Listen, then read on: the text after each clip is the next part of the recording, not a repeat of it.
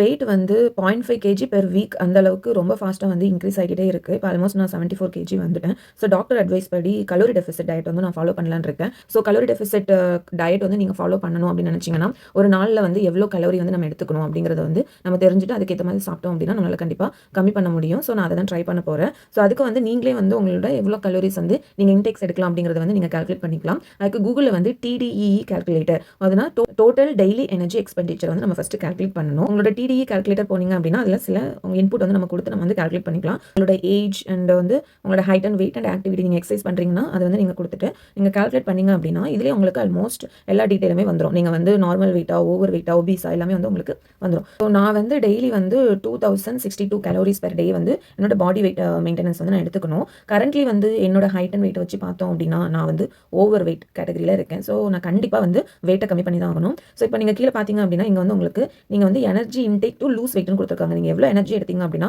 உங்களுக்கு வந்து weight loss ஆகும் அப்படிங்கிறது.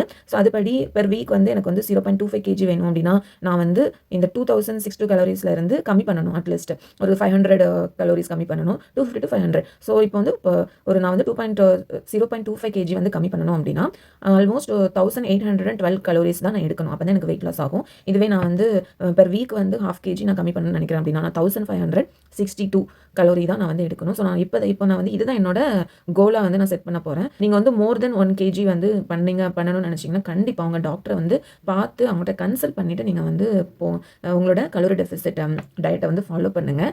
எப்போவுமே வந்து நம்ம வந்து கிராஜுவலாக வந்து ஸ்டார்ட் பண்ணி தான் நமக்கு வந்து ரொம்ப நல்லது. So all the best.